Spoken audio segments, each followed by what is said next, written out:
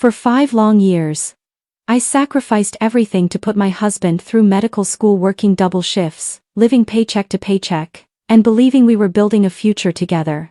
But the day he became a doctor, he handed me divorce papers instead of gratitude, walking away with a new life, new status, and a secret mistress he thought I'd never discover.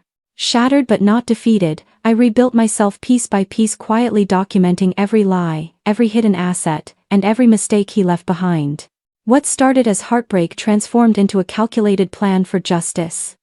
And when my moment finally arrived, I didn't just take back what I lost, I made sure he'd never forget who got him to the top. I always believed that love was supposed to be a partnership, 2 people lifting each other, 2 hearts sharing the weight of every burden. Pause. But sometimes, love becomes the very thing that blinds you. And by the time you finally see clearly, everything you built is already burning. My story begins 5 years before the day everything collapsed. My name is Ava, and for half a decade, I funded my husband's dream of becoming a doctor. Not because I was rich, not because I had it easy, but because I thought investing in him was the same as investing in our future. I was wrong. I met Daniel in college.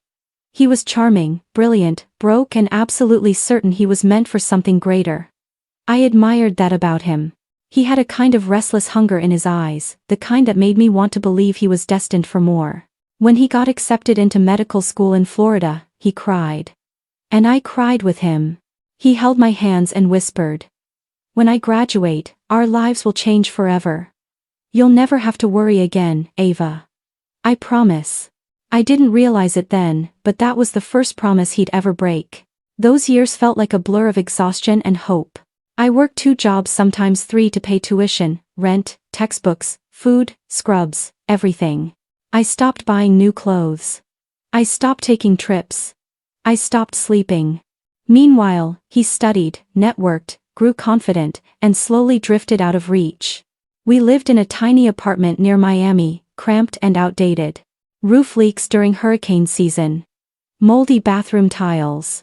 But I told myself it was temporary.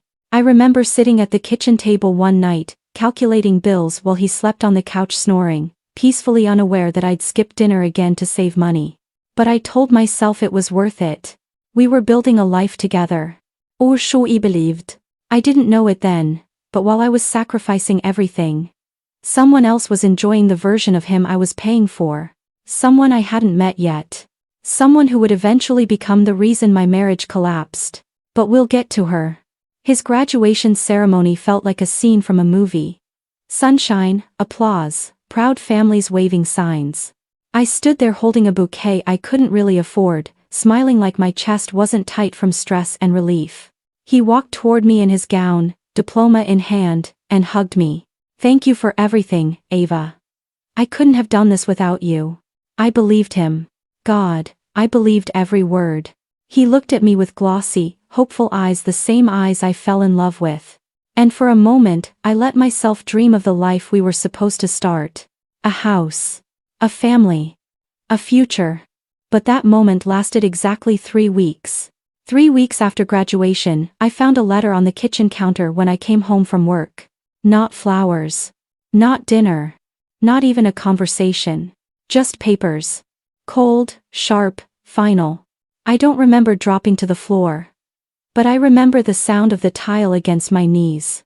I remember reading the words "irreconcilable differences" over and over, like they were written in a language meant to hurt. And the worst part? He wasn't even home to hand them to me. He was already gone. He moved out the next morning, clean suit, new haircut, polished shoes, fresh cologne. He didn't look like the man I supported. He looked like a man who had been waiting for an excuse to walk away. And his excuse? His reason for throwing away our entire marriage was someone he claimed he accidentally met during rotations. Someone who understood him better. Someone who didn't hold him back. Someone who wasn't me. But that wasn't the worst discovery. No. The worst part came later, when I learned the truth about how long he'd been planning this. How deep the betrayal really went. And how he used my sacrifices to build a life he never intended to share with me. What would you do if you were me? That night, after he moved out, I sat alone in the empty apartment, surrounded by the ghosts of our past. The textbooks I bought him. The white coat I ironed for his first clinical day. The notes I taped on the fridge reminding him to eat, sleep, breathe. The bills. God. The bills.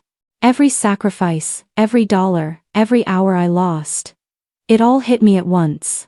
And for the first time in 5 years, I realized something painful. He didn't owe me gratitude. He didn't owe me loyalty. He didn't even owe me love. But he owed me the truth. And he never intended to give it to me.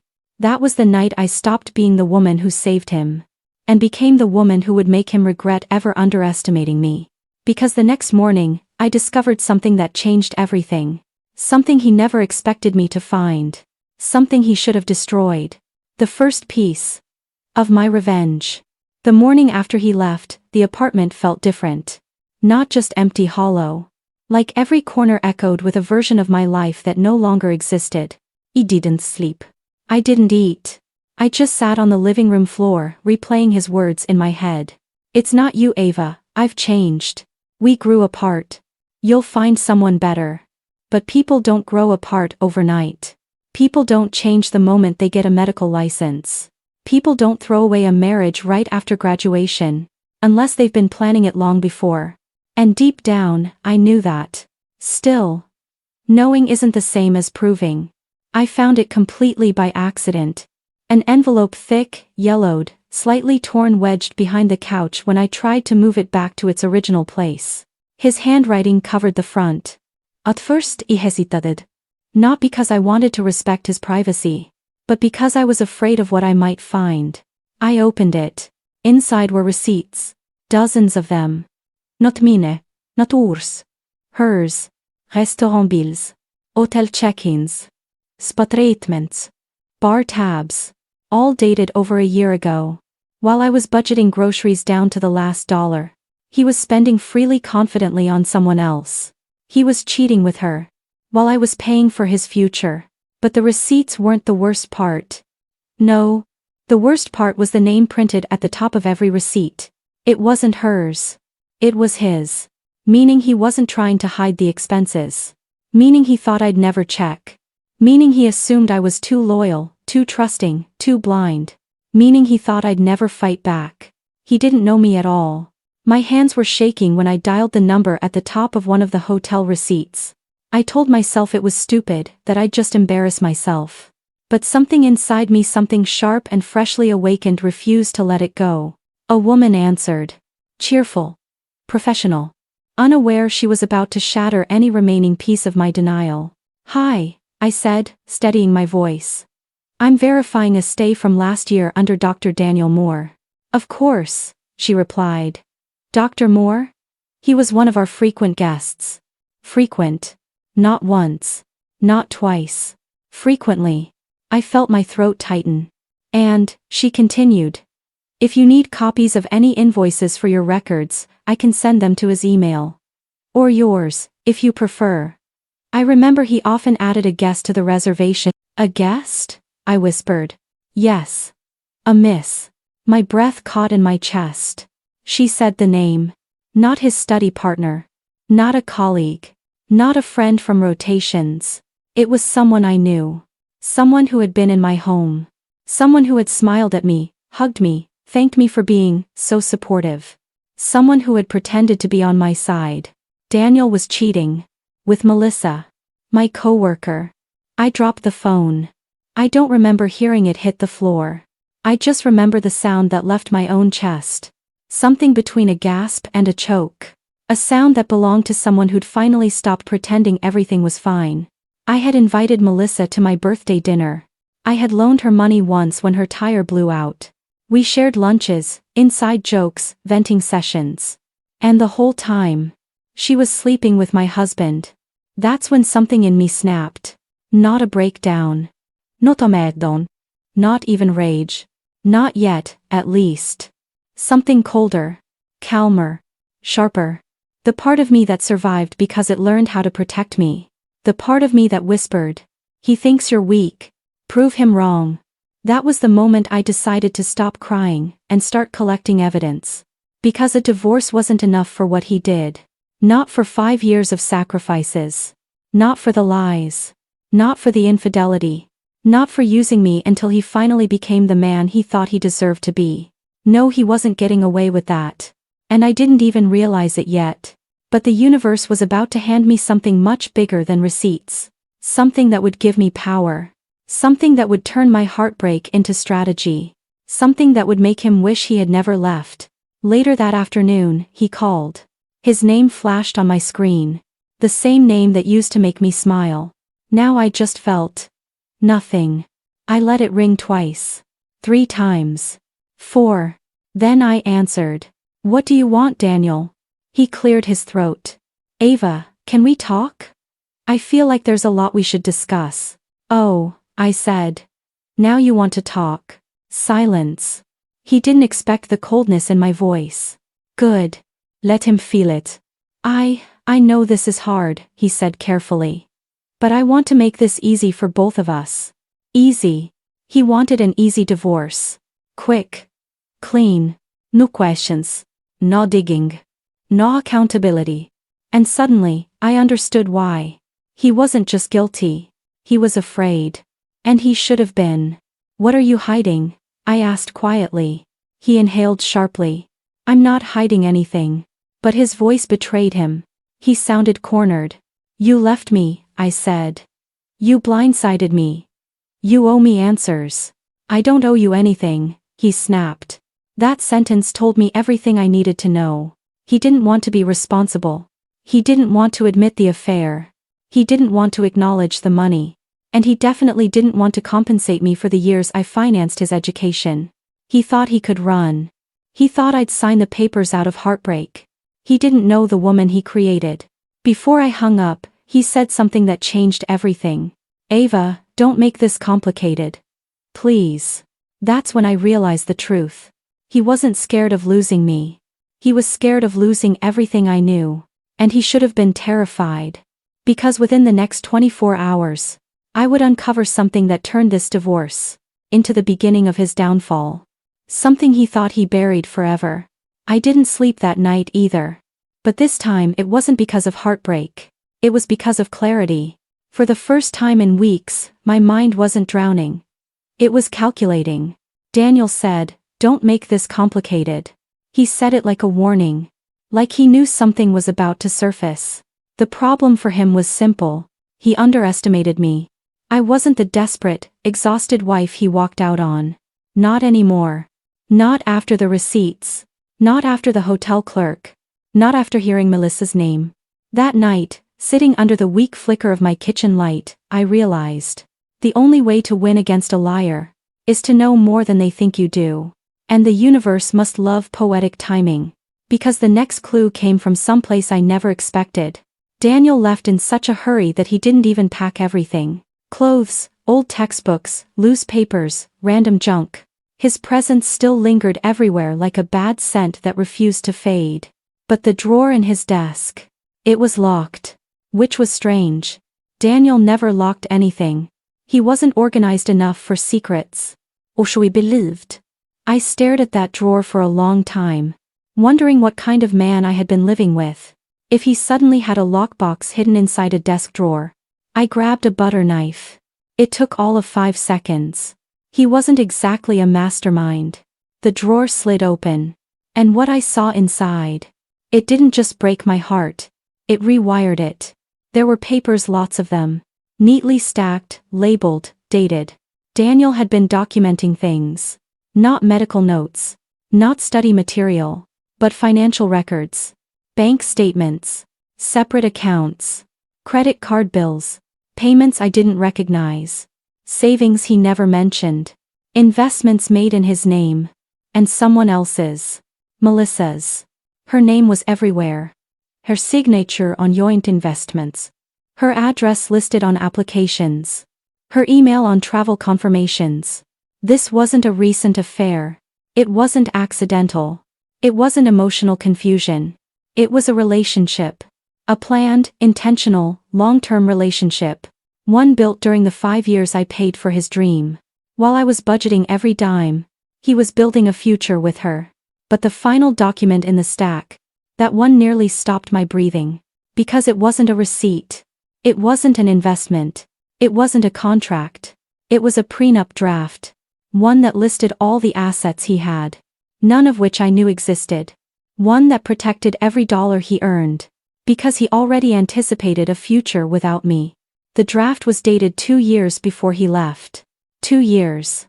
Meaning he had been preparing his exit. While I was still working double shifts to pay his tuition. He wasn't leaving because we grew apart. He wasn't divorcing me because he changed. He left. Because the moment he graduated, the moment he became a doctor, the moment he no longer needed me, he already had a new life waiting. A life I unknowingly financed. I used to think Melissa was harmless. A cheerful coworker with a pretty smile. And a habit of oversharing about her dating disasters. But her dating disasters weren't real. Every time she complained to me about struggling with men, she was going home to mine. Every time she told me I deserved a break, she was breaking my home behind the scenes. Every time she hugged me, she was hugging the woman she was betraying. And Daniel, my husband, let her. No. He chose her. Because she didn't struggle financially. Because her family had money. Because she fit the image he wanted once he became Dr. Moore. She was his upgrade. And I was the stepping stone he needed to reach her level. I sat at his desk with that prenup in my hands. And something shifted inside me. Not sadness. Not self-doubt. Not the hollow ache that followed me since he walked out. Something hotter. Heavier. Sharper. Rage. Quiet, controlled, precise. The kind of rage that doesn't scream. The kind that listens. Remembers. Learns. And waits. Because this wasn't just betrayal. This wasn't just cheating. This was fraud. Premeditation. Exploitation. Financial deception. He used me. He lied to me. He drained me. He let me pay for every textbook, every lab fee, every exam. While he built a secret life with someone else. He didn't just break our marriage. He stole from me. And people who steal. People who manipulate. People who strategize in the dark. They always make one mistake. A small one. A stupid one. An avoidable one. And Daniel's mistake was sitting right there. In the back of that drawer. A letter. Unopened. Addressed to him. From the Department of Education. I didn't intend to read it. But the moment I saw the sender, my pulse quickened. I tore it open. And the very first sentence changed everything I thought I knew. About our finances. About our marriage. About the entire 5 years of sacrifice. The letter revealed something Daniel prayed I'd never discover. He wasn't supposed to receive certain federal benefits, while married to someone who earned above a certain threshold. But he applied for them anyway. In his name. Behind my back. Using finances he falsified. He committed financial aid fraud. For years. I froze. Everything clicked. Daniel didn't just betray me emotionally. He crossed legal lines. Lines that could get him fined. Or worse. And suddenly, the way he rushed the divorce. The warnings. The fear in his voice. It all made sense. He wasn't scared I'd be heartbroken. He wasn't scared I'd expose the affair. He was scared. I'd expose this. Because this wasn't personal betrayal. This was criminal. And as a brand new doctor? This could destroy his career. Before it ever began. I folded the letter. Calm. Steady. No shaking now. For the first time since he left. It felt powerful. Because suddenly, this wasn't just my heartbreak story. This was leverage.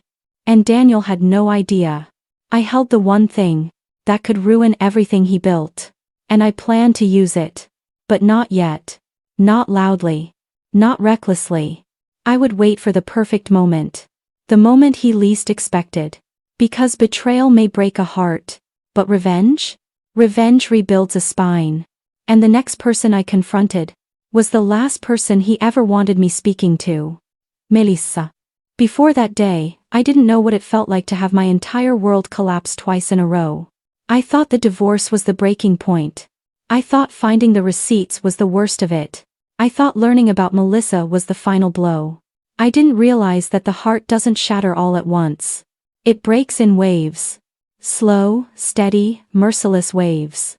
Each one taking a little more of who you used to be. That night, alone in our apartment, surrounded by the evidence of 5 years of lies, I felt that second wave crash into me. It wasn't grief anymore. It was the grief after grief. The kind that leaves you hollow in places you didn't know could be hollow. The kind that forces you to face the one question you never want to ask. Was any of it real? I walked through the apartment, touching everything we once shared.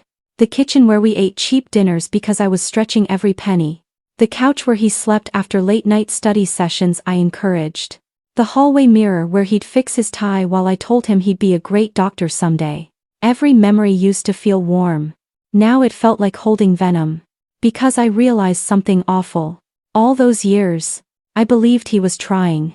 I believed he was building a future for us. I believed he was grateful. But the truth was crueler. He wasn't building a future with me. He was building one off me. And that makes a different kind of pain. A deeper one. A pain that doesn't just hurt. It humiliates. And humiliation, when it sinks deep enough, doesn't stay as humiliation. It turns into something else. Fuel. I shouldn't have called her. I know that now. I know that confronting someone in the heat of heartbreak rarely goes the way you hope. But I wasn't looking for closure.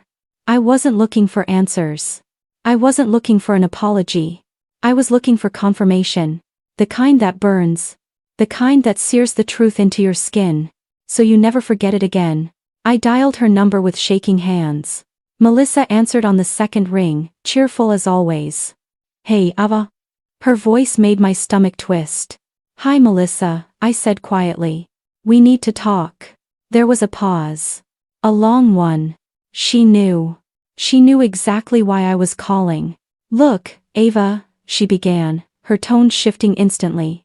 Before you say anything, I just want to make it clear that I have never wanted to hurt you. I cut her off. Stop lying. Silence. You've been with him, I said. Don't deny it. I know. And just like that, her mask cracked. The sweetness vanished. Her voice hardened. Cold, defensive, practiced. Ava, things happen. Relationships evolve. People grow apart. You and Daniel weren't working. Weren't working? I whispered.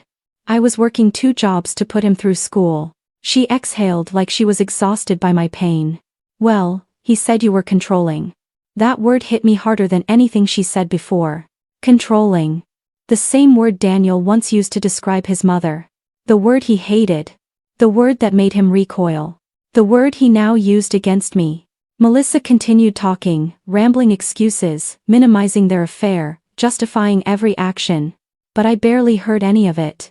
Because in that moment, one thing became clear. Daniel hadn't just cheated. He had rewritten the story. Painted himself as the victim. Painted me as the villain. To her. To his friends. Maybe even to himself. He made me the reason he betrayed me. And somehow, that hurt worse than the cheating. Because betrayal is a wound. But rewriting the narrative? That's the knife twisting. Melissa's tone suddenly shifted again, careless, overconfident. It's not like Daniel needed you financially, she said. He told me he had savings. Investments. A separate account. He didn't rely on you as much as... She stopped. Too late. The anger that shot through my spine was sharp and instant. He told her. He showed her. He shared with her the financial life he hid from me. He had a whole world I didn't know existed. Melissa, I said slowly. How long have you been with him? Her breath hitched. I don't know what you mean. How long? Silence. A crackle on the line. Then a whisper so soft I almost missed it. Since his 3rd year. 3 years. 3 years of lying. 3 years of cheating. 3 years of using me while sharing his future with her. I closed my eyes, swallowing the pain that clawed its way up my throat. Thank you, I whispered, for finally telling me the truth. He didn't. I hung up. When the call ended, the apartment felt colder. Quieter. Bigger. Like even the air didn't want to come near me. I sank to the floor. The tears didn't come fast. They came slow, warm, steady. Not the sobbing kind. Not the shaking kind. Just the kind that fall when you've been strong for too long. I wasn't crying because he cheated. I wasn't crying because he left. I wasn't even crying because he lied for years. I was crying because a part of me, a small, naive, hopeful part, still believed he loved me during all of it. And now? That part was dead. When the tears finally stopped, something else took their place.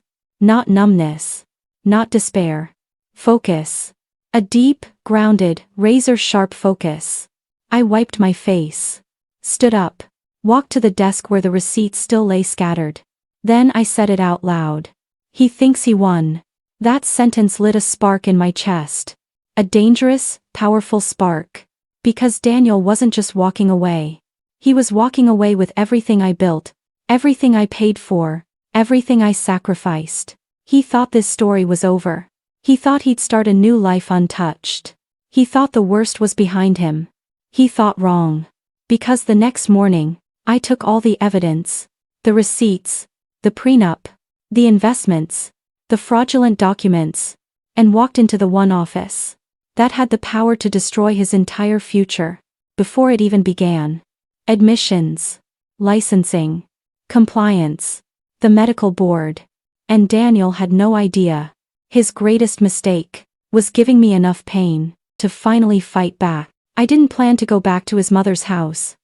2 days after the hearing, I drove to Clearwater to return a set of medical textbooks he'd left behind years ago, books I bought, books he swore he could never live without. I should have tossed them, but something in me needed closure. Or maybe I needed to see if anyone in his family even cared what he'd done. His mother opened the door like she had been waiting for me. "Come in, sweetheart." Sweetheart. The word hit differently this time. Like a bandage trying to cover a wound she knew her son caused. I stepped inside. Everything smelled the same: lavender candles, lemon cleaner, and old family photos on the walls. The house felt unusually quiet, almost too quiet. "Sit," she said gently. I did. She slid a folder across the table. At first I didn't want to touch it. My fingers hovered above it like it was radioactive. And honestly, it felt like it was.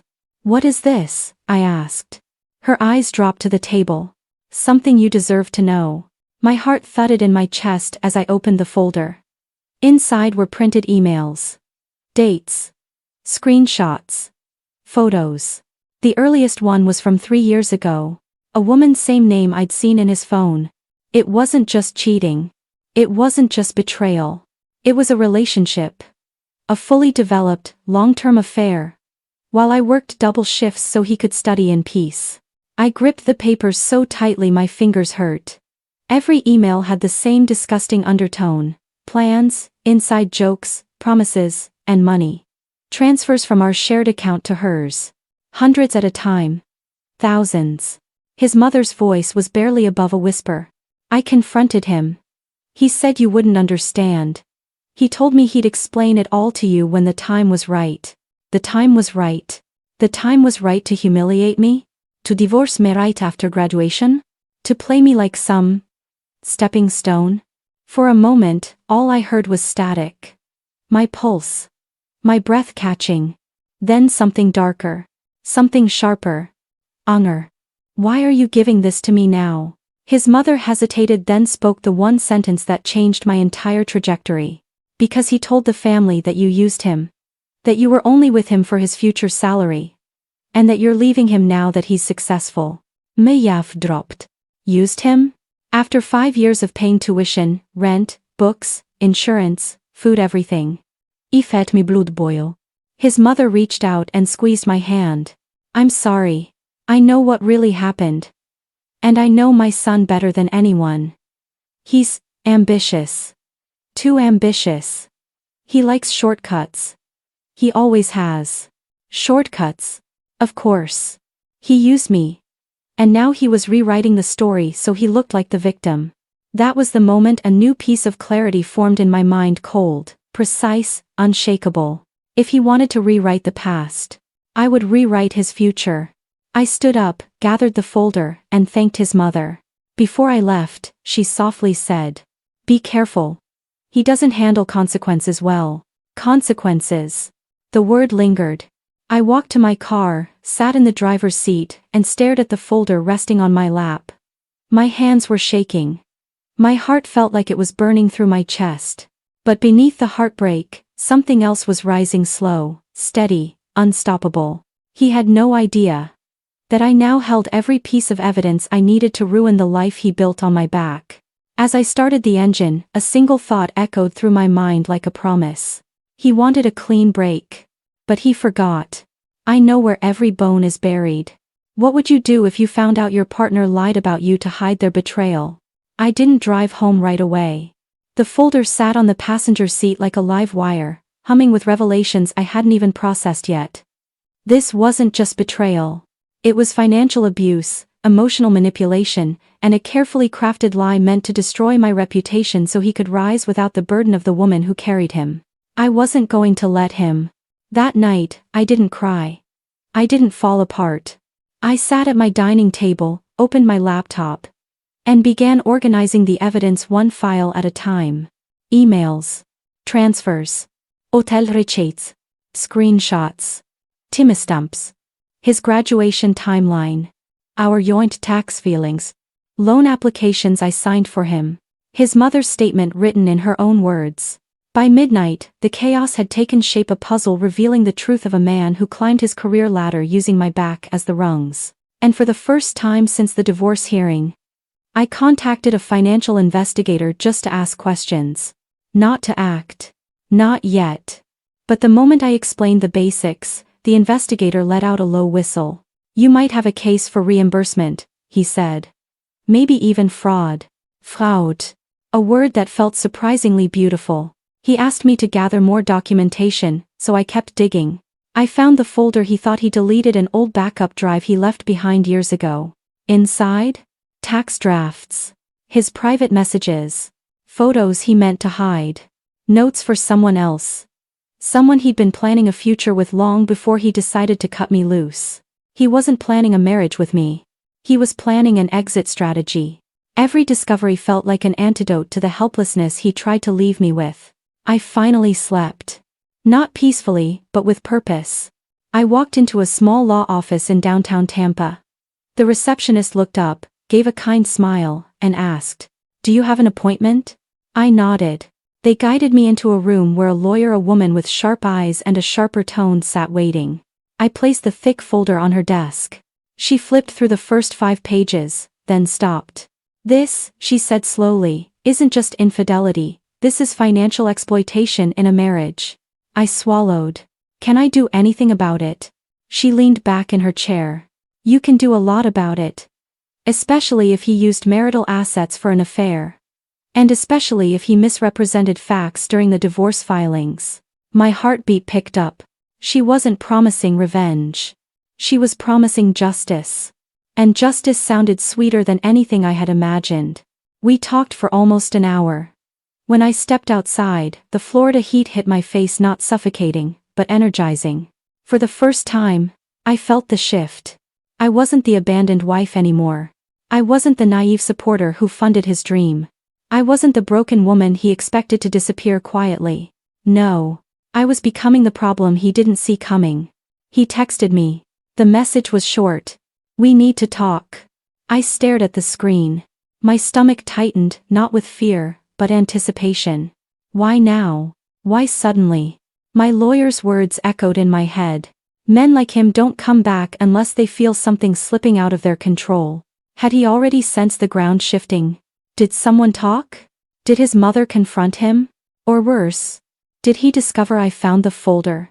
If he wanted to talk, he would. But on my terms. I typed back. "Sure, come by tomorrow morning." His reply was instant. "No. Tonight. Tonight. Urgent." Panicked. Good. I glanced at the evidence spread across my dining table. Pages illuminated by the soft lamp glow like they were waiting, patient, silent, sharp. If he thought I was the same woman he walked away from, he was about to learn how wrong he was. If your ex suddenly demanded to talk, knowing everything he'd done, would you meet him? He arrived at my door at 9:17 p.m. Not a minute earlier. Not a minute later. I opened the door, and the first thing I noticed was how nervous he looked. His eyes darted everywhere except at me, like the walls might start speaking the truth before he did. "Can I come in?" he asked. I stepped aside without saying a word. He walked in slowly, scanning the apartment like he was searching for something. Or confirming something. My heart beat steady, controlled. He wasn't here because he cared. He was here because he was scared. He sat down at the dining table, the same table where all the evidence now sat. Neatly stacked and turned face down. He didn't notice. He was too busy rehearsing whatever story he came here to spin. So, what's this about? I asked. He exhaled sharply. I think we rushed into the divorce. I almost laughed. After everything. After leaving me 2 weeks after graduating the same degree I worked 5 years to help him earn. Now he thought we rushed? He didn't react. Silence was my greatest weapon. He continued, fumbling. I've been thinking a lot, and I realized I wasn't fair to you. Maybe we should try again. Start fresh. I miss you. I miss us. Then he said something that instantly made the hair on my arms rise. I know you went to see my mother. My pulse shifted. He finally looked at me, really looked. His eyes weren't soft, or regretful, or loving. They were calculating. You shouldn't involve my family, he added. My breath hitched, not from fear, but from the confirmation that he knew exactly what was in that folder. What are you talking about? I asked slowly. He smirked. The emails. The money transfers. Whatever lies she told you. My mom has always been dramatic. Just like that, he dismissed years of deception with a shrug. Like my suffering was an inconvenience. But then his expression changed. Sharper. Colder. You need to drop whatever you think you're planning, he said. My stomach tightened. What plan? He leaned forward and smiled. A smile I'd never seen before. Not in 5 years of loving him. Not in 5 years of sacrificing for him. This smile belonged to someone who knew he had power. I talked to my lawyer, he said. And I know you're trying to come after me financially. I'm warning you, don't. You won't win. I stared at him, saying nothing. He continued. This isn't going to play out like you think. I'm a doctor now, a respected one. And you're... He stopped himself. He didn't move. He didn't blink. He went on. Look, I don't want things to get ugly. So let's just... fix things. You and me. It'll look better for both of us if we reconcile. Reconcile. That word landed like a punch. He didn't want me back. He wanted my silence. But then came the twist I never expected. He reached into his pocket and placed divorce papers on the table. Different ones. Updated ones. Revised ones. This time, he said, tapping the stack. You sign my terms. I stared at the papers. His terms meant no reimbursement, no spousal support, no claims to marital assets, no legal action for the money I invested. Nothing. He wasn't scared of my evidence. He was trying to force me to legally surrender my rights before I used it. You came here to bully me into giving up everything. He shrugged. I came here to finish this. If you just sign these, we can move forward. Otherwise, things will get messy. Very messy. My chest tightened with fury I could barely contain. Not remorse. Not guilt. Not a single apology. Just threats. I let the silence grow between us thick, suffocating. Then I asked, what if I don't sign? His eyes hardened. You will. He stood up, reached for the folder on the table, flipped it open, and froze. He saw everything. Every page. Every screenshot. Every dollar he stole and handed to someone else. His face drained of color. I watched him swallow hard. Where did you get all this? I didn't answer. He looked at me with a mix of panic and disbelief, like the world he built was suddenly tipping. This isn't what it looks like, he whispered. I lifted my chin, met his gaze, and said, it's exactly what it looks like. He took a step back. Listen, don't do anything stupid. You don't understand what this could mean for my career. And there it was. His career. Not our marriage. Not my pain. Not the years I sacrificed. His career. He stepped closer, lowering his voice. You won't win this. I'll make sure of it. I stepped back. Get out. He didn't move. I said it again, louder. Get Out. He grabbed the papers, the folder, anything he could reach. I slammed my hand down on the evidence before he could take it. He flinched. And for the first time since this nightmare began, I saw fear in his eyes. He turned away, walked to the door, and just before leaving, he muttered, "You're making a big mistake." The door clicked shut. I collapsed into the nearest chair, shaking. But not from fear. From understanding. The game had officially changed. And he knew it. If someone tried to intimidate you into giving up justice. I didn't sleep that night. Not because I was scared, but because my mind finally stopped drowning and started calculating. While the ceiling fan spun slowly above me, I replayed every second of that encounter. His smirk. His threats. His revised divorce papers. His fear when he saw the evidence. He didn't come to fix things. He didn't come for closure. He came to cripple me before I could cripple him. And the worst part? He thought he could. But he underestimated something I had forgotten about myself. My ability to survive. To rebuild. To strategize. To endure. And now? Tu retaliate. I woke up with clarity. Not rage. Not heartbreak. Clarity.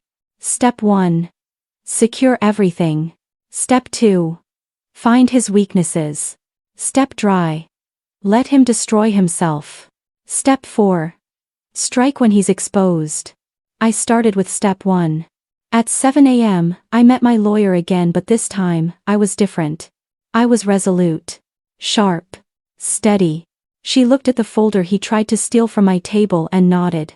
"This," she said, tapping the stack, "is more than enough to reopen proceedings. And if it goes public." She paused. "It could jeopardize his medical license." Medical license. The words filled me with a dark kind of justice. Not because I wanted to destroy him, but because he had left me no other option. I leaned forward. "What do I need to do?" She gave me the first action plan. Freeze the joint account access. File supplemental disclosure. Request a financial audit. Begin discovery for marital misrepresentation. Document the threats he made last night. I wrote it all down.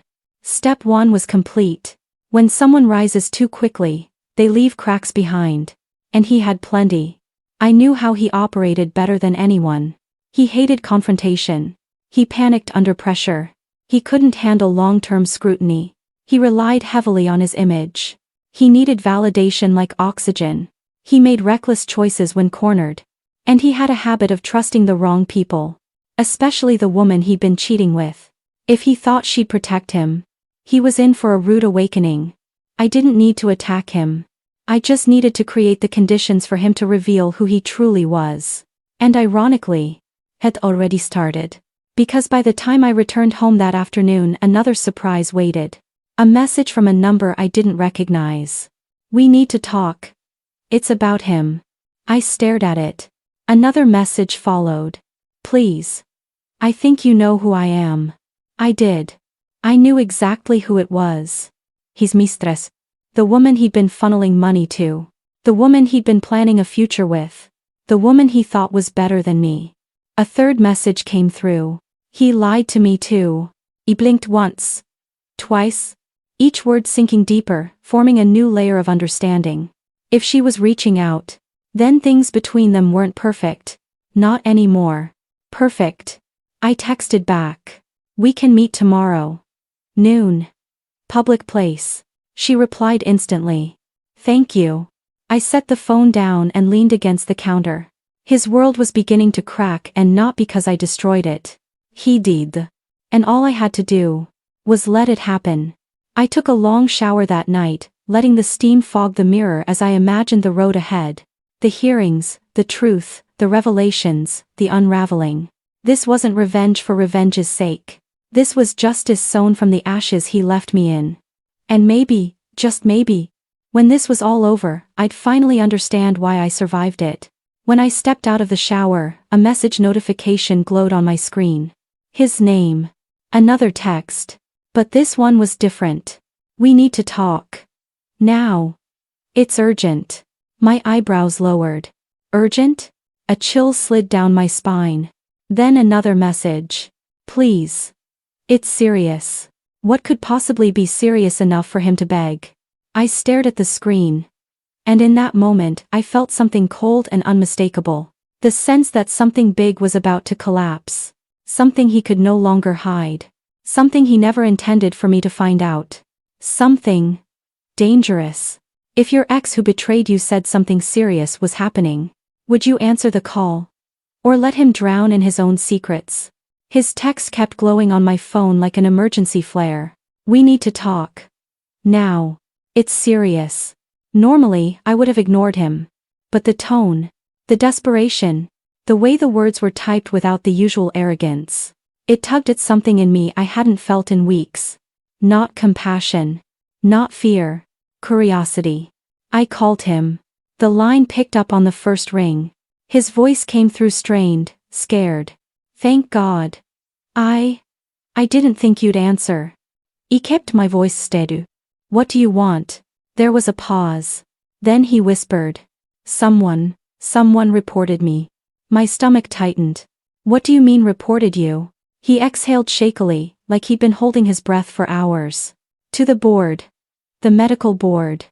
An anonymous ethics complaint. It's bad. I froze. Bad? He continued. They're reopening my file. The financial records. My residency review. Someone submitted evidence that looks like I misused marital funds. And lied about it. He didn't breath. He didn't know. He didn't know I hadn't filed anything yet. He didn't know the process on my end hadn't even begun. Which meant someone else had reported him. Someone with evidence. Someone with motive. Someone close enough to him to know exactly where he was vulnerable. My heartbeat kicked up. Why are you telling me this? I asked. His voice cracked. Because I know you're mad at me. And I know you're planning something. But this could ruin everything. My residency, my job, my career. Everything I worked for. Everything he worked for. I almost laughed. 5 years of my money. 5 years of my support. 5 years of carrying him. And somehow, in his mind, it was his achievement, his sacrifice. His dream at risk. I stayed quiet. He mistook that silence for sympathy. Please, he said, I need to know if you did it. I closed my eyes and whispered. No. He didn't. The silence on the other end was thick. Suffocating. Then he whispered. Then who the hell did? His fear was palpable, raw in a way I'd never heard before. He was unraveling. Panicking. Crumbling under pressure like I knew he would. He kept talking. They mentioned transfers. And communications, and photos. His voice dropped into a whisper. Photos I never shared with you. My breath caught. Photos? Oh my God, he muttered, voice shaking. She wouldn't. She wouldn't do that, right? Ah. There it was. The mistress. The carefully curated escape plan suddenly falling apart. He whispered again, voice hollow with disbelief. She said she'd protect me. His mistress reported him. Not to protect me. Not to bring justice. But to punish him. It suddenly made sense. She must have found out about his revised divorce papers. His attempts to secure assets. His lies to her. His manipulation. She wasn't helping me. She was helping herself. In the end, he had betrayed her too. He was so sure he was playing a game. He never realized she was playing one, too. And now, the board was involved. I held the phone to my ear, listening to him unravel. Listen, he whispered, voice trembling. If you know something, anything, please tell me. I'll fix it. I'll fix us. I swear. Fix us. Just hours ago, he tried to bully me into signing my rights away. Now he was begging. Falling. Breaking. And this wasn't my doing. It was karma wearing someone else's shoes. I finally spoke. You built your life on lies, I said softly. And now it's collapsing. He exhaled shakily. You don't understand, I could lose everything. He didn't respond. Because he was right. He could. And for the first time, I didn't feel guilt. Or pity. I felt clarity. I didn't need to destroy him. He was already doing that on his own. Please, he said, desperation spilling into every syllable. Can we meet, tonight? I'll come anywhere. Just tell me you'll meet me. I considered it. Meeting him while he was spiraling could be dangerous. But it could also reveal everything. Every secret. Every lie. Every crack in the illusion he built. I slowly opened my mouth to answer. But before I could speak, he said something that froze my blood. Something that changed everything. Something that shifted the entire path of this story. I think she has more on me, he whispered. Things you don't know about. Things I never told anyone. My hand trembled around the phone. What things? I asked. Silence. Then. I can't say it over the phone. If this gets out, it won't just ruin me. It'll ruin you too. Me? My pulse spiked. What do you mean ruin me? He whispered the last sentence like a confession. There's something I hid during our marriage. Something tied to your name. My world stopped. My name? My identity? My finances? What did you do? I demanded. He exhaled shakily. Meet me. Please. Before this blows up. If your ex told you he hid something under your name that could ruin your life, would you meet him? Night had settled with the heaviness of a secret no one wanted to name. The kind that clung to the air. Thick, unmoving, watching. The storm outside had quieted, but inside the house, the storm was only beginning. Aisha sat at the dining table, hands clasped, knuckles pale, eyes unfocused. Her breathing was shallow, almost rhythmic, like someone bracing for something they wished they could postpone forever. Across the room, the clock ticked with an almost taunting precision. 10:14 p.m. The moment Samuel walked back in, everything would shift. He had left only minutes earlier, but the weight he dragged with him never left. Not anymore. A knock. Not loud. Not urgent. But deliberate. Aisha stiffened. It wasn't Samuel's pattern. And it wasn't the hour for visitors. For a long moment, she didn't move. As if any sudden gesture might summon something she wasn't ready to face. The knock came again. This time, a little firmer. Amon's voice followed. Aisha, open the door. Her blood ran cold. Because that voice was never supposed to speak her name again. Not after what happened last year. Not after the fire.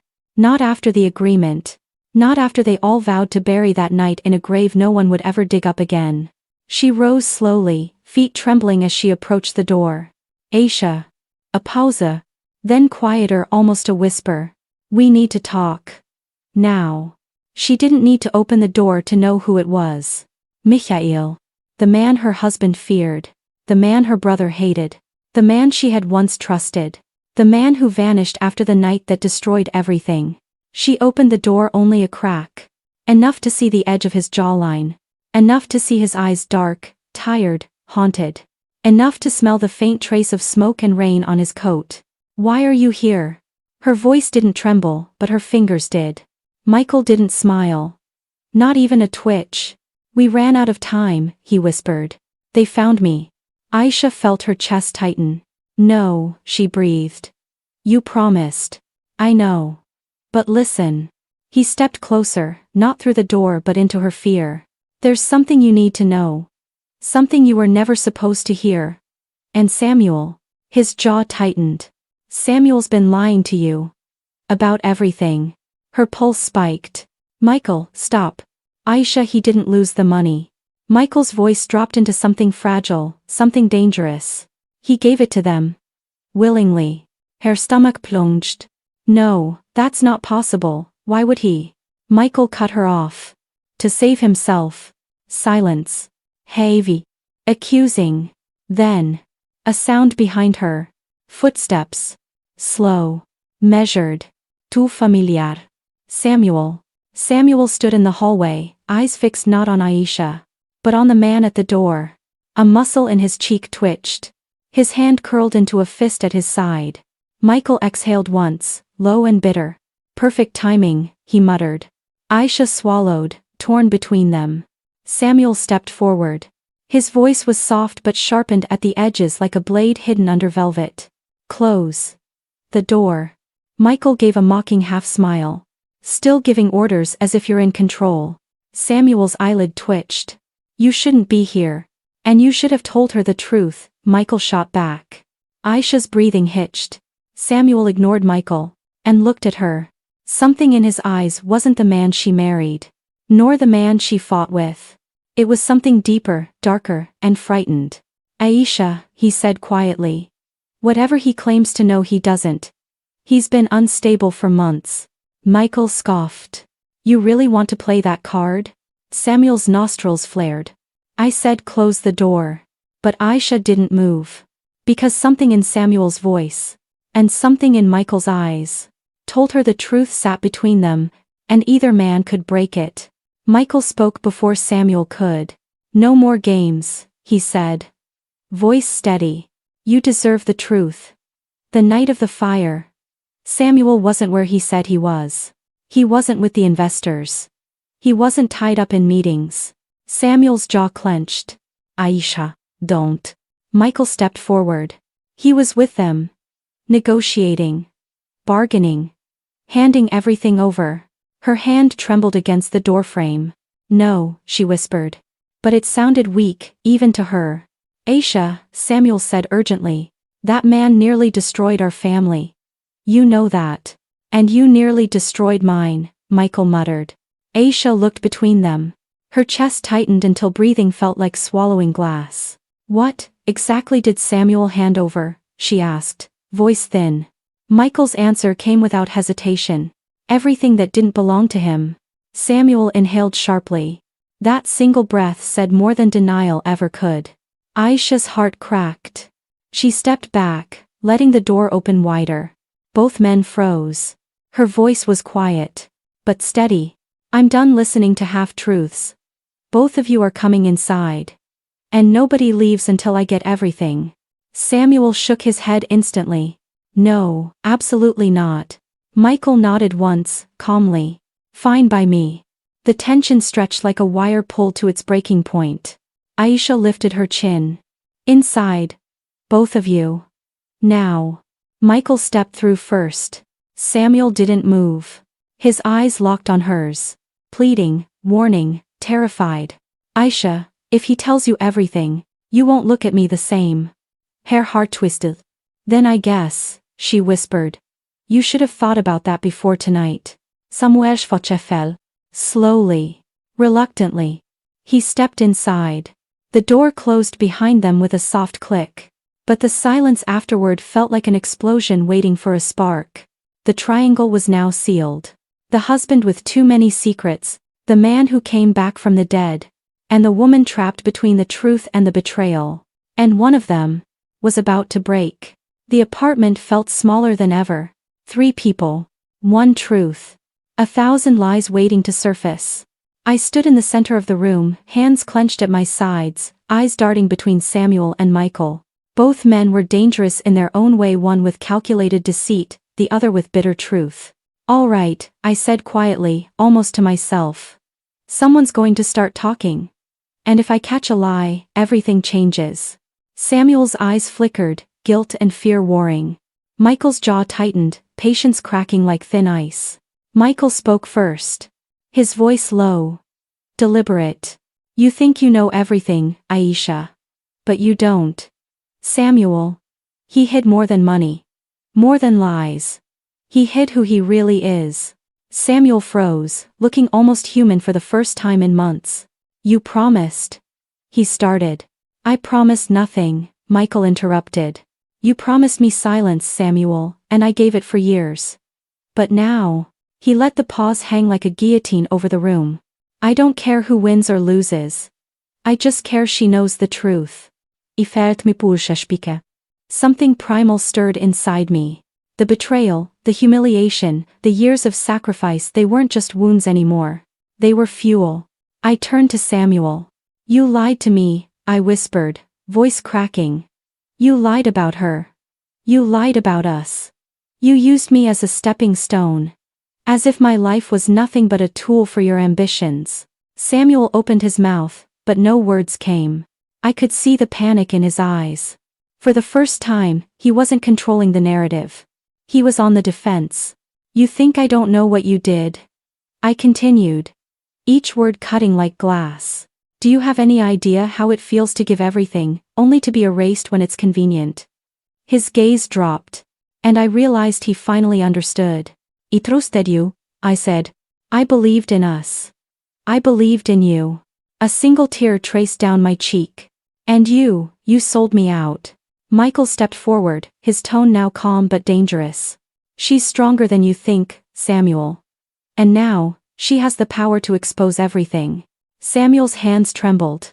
I never meant. You never meant? I snapped. You never meant to love me? To respect me? To be human? I walked closer, the folder of evidence clutched to my chest. Every photo, every email, every financial record, it was all mine now. All under my control. All pointing to the truth. And tonight, you're going to see the consequence of your lies. Michael cleared his throat. Samuel isn't the only one with secrets. Aisha, you deserve to know the full story. I froze. Go on, I whispered. He pulled a small envelope from his coat. Inside, documents, photos, recordings. Evidence I never imagined would surface. Everything Samuel tried to hide, Michael said. Everything he thought he controlled, it's out now. And there's more. He didn't just betray you. He manipulated the people closest to you, using your name, your trust, your identity. Samuel's face pallid. No. You can't. I didn't even blink. Because I already knew he had overstepped. I already knew the game had changed. I already knew I had the advantage. You wanted to destroy me. But tonight, you're the one exposed. Samuel sank into a chair, defeated and trembling. Michael watched silently, letting the tension build. I clutched the folder tighter, staring at Samuel. And now, I said slowly, each word deliberate. It's time you face everything you've done. No excuses. No lies. No more hiding. The apartment was silent, except for the storm outside. And in that silence, one question lingered. If the truth finally comes out, can someone like him survive it, or will he crumble completely? The storm outside mirrored the chaos in my mind. Lightning flashed through the blinds, illuminating Samuel's face, pale and hollow, a mask cracking under pressure. Michael watched silently. An unreadable calm settling over him, like a chess player who had already planned 10 moves ahead. I thought I had control. I thought the evidence, the truth, and the mistress's betrayal had handed me the upper hand. I was wrong. My phone vibrated relentlessly. A message from an unknown number. Stop digging. Or this will get worse for you. I stared at it. Heart racing. Fingers trembling. The voice in my head screamed. This is bigger than Samuel.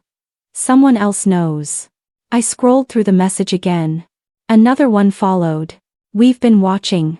Leave it alone. I felt my chest tighten. Not fear, but an icy realization. This wasn't just about revenge. This wasn't just about betrayal. This was bigger. And I didn't know how deep the web went. Samuel had finally found his voice. You don't understand, he said, voice low, strained. You think you're winning. But there are things you don't know, things I never told you because you wouldn't understand. I clenched my fists. Every fiber in me wanted to throw the folder at him, to scream, to make him understand the consequences he thought he could escape. What things? I demanded, voice sharp, trembling with controlled fury. He avoided my gaze. People I can't control, he whispered. People who will ruin you if you keep going. I froze. I hadn't counted on this. Michael leaned against the counter, watching Samuel unravel. Then he spoke, quietly, almost under his breath. She isn't on our side anymore. I felt the weight of his words immediately. What do you mean? I asked. Michael handed me a text from the mistress. I thought you were helping me. I was wrong. He told me nothing. I have to protect myself. Her allegiance had shifted. And with it, one of the most crucial pieces of my strategy was at risk. I swallowed. Breathe. Think. I had underestimated human unpredictability. Even the people who had once been allies could turn into liabilities in a heartbeat. For hours, I sat with Michael, reviewing every step of my plan. Every email, every transaction, every photograph. We plotted, recalculated, adjusted. Every move had a counter. Every assumption was questioned. And for the first time, I realized, winning wasn't just about revenge. It was about survival. Because if I miscalculated, if Samuel's network, or the mistress, or someone else I didn't even know, acted too soon, I could lose everything. By midnight, I had devised a new plan.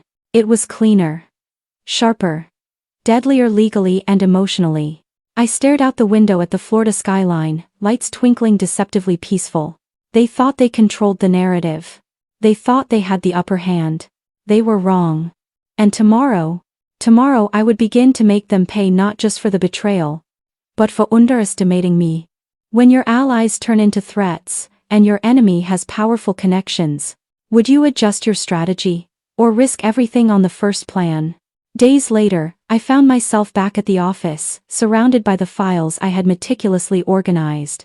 The Florida sun streamed through the blinds, but inside, the room felt like a battlefield. Every document, every email, every photo was a weapon, and soon, I would find out which would cut the deepest. I hadn't spoken to Samuel directly in 3 days.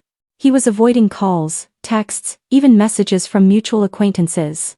Michael hadn't left my side, silently ensuring no piece of evidence went missing, no ally turned foe. And the mistress had vanished from my radar entirely. I was ready. The first hint came in an envelope delivered to my apartment. No return address. No explanation. Just a single piece of paper with my name written in crisp black ink. I unfolded it. Inside, a bank statement, my bank account. A transfer. A massive one. Out of nowhere. Out of my control. It wasn't money Samuel owed me. It wasn't a payment for anything he had taken.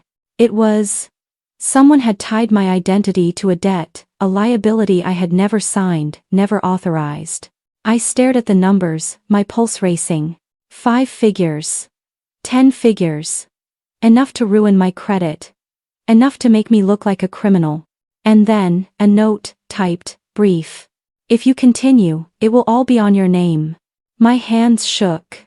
Not from fear, but from the realization that Samuel's betrayal had been just the tip of the iceberg. He hadn't just taken my trust, my money, my time. He had used my identity to shield himself. I sank into my chair. The evidence I thought I had, suddenly felt insufficient. No longer just about revenge. Now it was about survival. About protecting the life I had rebuilt while he was climbing on my back.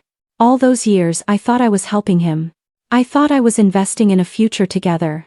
I didn't realize I had been investing in his cover-up, his lies, his escape from accountability. And now, the debt he created in my name could undo me in ways I hadn't even imagined. Michael came over quietly, placing a hand on the folder. He's been clever, he said softly, almost admiringly. But not clever enough. I looked at him, confusion and fury warring. Not clever enough? What do you mean? He didn't anticipate the backup plan, Michael said. He tied your name to a liability, but he left traces, inconsistencies, holes. Enough for a court, enough for the authorities, enough for the truth to come out. You're saying, I can flip this? Michael nodded. Yes. But timing is everything. If we expose this too soon, he'll destroy it. Too late. And it could destroy you. I felt a dark thrill run through me. The man who humiliated me, abandoned me, and tried to silence me, had no idea I was about to strike. That night I called the mistress. Her voice was cautious, fragile. I know what he's done, I said. And I know you know too. She hesitated. Then a whisper. He lied to me too. He always lied. But I never imagined it would go this far. I leaned back, letting the weight of that admission settle. He had betrayed not just me, but everyone who trusted him. And now? The truth was finally mine to wield. I placed the bank statement, the envelope, and the folder of evidence side by side. Everything he had tried to hide, everything he thought I couldn't see, was laid bare before me. And for the first time, I realized, the game wasn't just about revenge anymore. It was about exposing the full truth. Before he could destroy it and before he could destroy me. If the man who betrayed you had secretly tied your identity to a lie that could ruin your life, would you confront him now? Or let him stumble into his own downfall?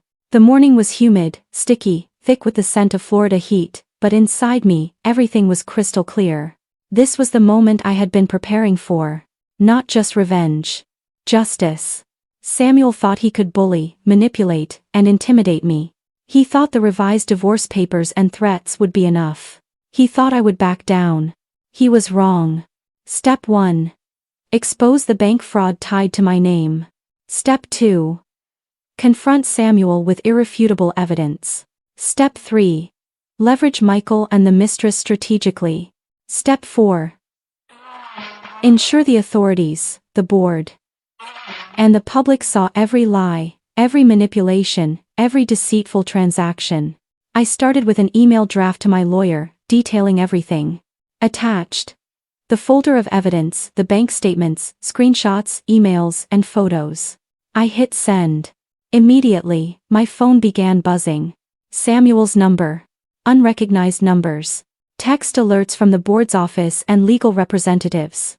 The storm I had predicted had arrived. By noon, Samuel arrived at my apartment again. This time with desperation carved into his face. He tried to speak, but I cut him off with a single motion. Don't say a word. He opened his mouth anyway. Aisha, wait, please, I can explain. I raised my hand. No.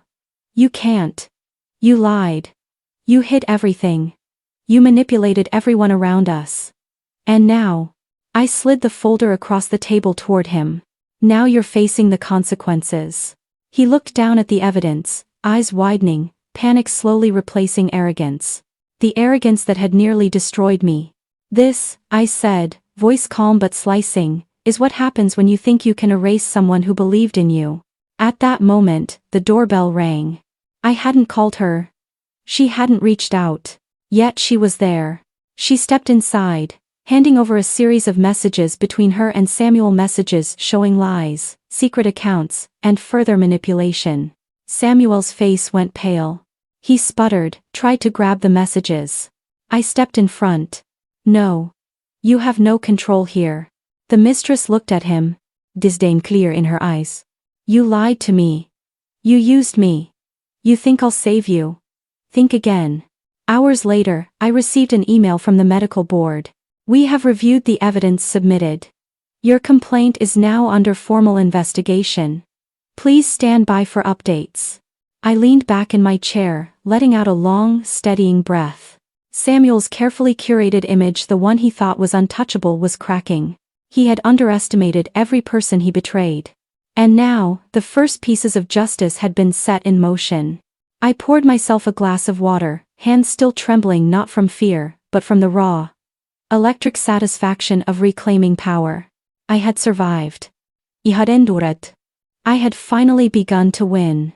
And somewhere deep inside, I allowed myself a small, dark smile.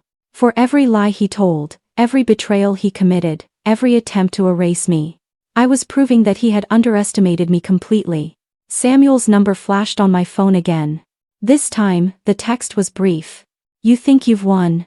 But this isn't over. I stared at the screen. I knew he was right. The storm wasn't finished. And neither was I. When someone thinks they've survived their own lies, would you let them continue, or finish what you started? The Florida sun rose slowly, golden light spilling across the living room.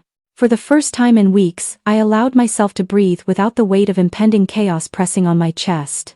I poured a cup of coffee and sat by the window, watching the world continue, oblivious to the storm that had just passed through my life. It was ironic. Life never paused for betrayal, manipulation, or heartbreak. It kept moving, and somehow, I was still standing. I thought back to everything Samuel had done. The lies, the manipulation, the betrayal, the threats, the divorce papers, the secret bank accounts. I realized then that none of it had broken me. It had sharpened me. It had forced me to become someone I didn't know I could be: strategic, calculating, unafraid. I didn't hate him anymore. Not really. I simply understood that some people are incapable of integrity. And the only justice you can truly count on is the justice you claim for yourself. Michael stayed by my side, reviewing the final evidence packets.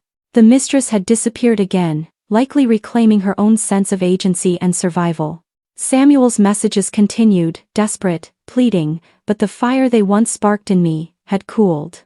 I had no intention of reviving it. I realized that true power wasn't revenge alone. It was awareness, control, the ability to survive unbroken, even when someone tried to erase you from the world. I looked around my apartment, my space, my sanctuary. Every detail reminded me that I had fought for it, not him. Every decision, every late night reviewing evidence, every silent planning session, had been for me. I allowed myself a moment of gratitude, strange as it felt, for everything he had done to betray me.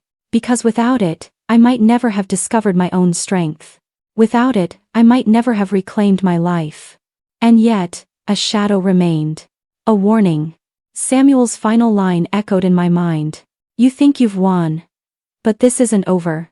Even with justice on my side, even with his lies exposed, the game wasn't completely finished. And I couldn't afford to be complacent. I stared out the window, letting the sunlight warm my face. If someone betrayed you, tried to erase your life, and threatened everything you'd built, would victory feel sweet? Or would it feel like the beginning of another battle? The Florida evening settled over the city, calm and unassuming, while inside me, a storm of clarity had finally passed. The evidence had been submitted, the authorities alerted, and Samuel's lies unraveled publicly in ways he could never repair. I watched as the man who once humiliated me scrambled for excuses and defenses, powerless against the truth I had uncovered. It wasn't vengeance that fueled me anymore, it was justice. And justice, unlike anger, never sleeps. I reflected on everything: the 5 years I had invested, the trust I had given, the betrayal I endured. Pain is transformative. Betrayal is a lesson. And survival is a triumph of the human spirit. I didn't just reclaim my life. I reclaimed my power. I reclaimed my dignity. And most importantly, I proved to myself that I was unstoppable. No one had the right to erase me. No one had the right to manipulate my future. And no one, not even him, could ever take away the strength I had forged from fire and lies. Michael remained a quiet ally, watching as I finalized the last pieces of the case. The mistress had vanished, leaving only her part of the truth behind, a reminder that people choose their own paths. And me? I chose mine. A life of clarity, of boundaries, of strength. A life where my name, my reputation, and my dignity remained untouched by the treachery of others. I poured a glass of wine, staring at the horizon. The sun was gone, but the light inside me burned brighter than ever. I had survived betrayal. I had survived humiliation. And I had emerged victorious. If you've ever been betrayed, humiliated, or taken for granted, remember this. Your power lies in your resilience. Your strength lies in your ability to reclaim your life. What would you do if you had the chance to take back everything someone tried to steal from you? Don't forget to share your story in the comments. And subscribe for more real-life stories of survival, justice, and empowerment.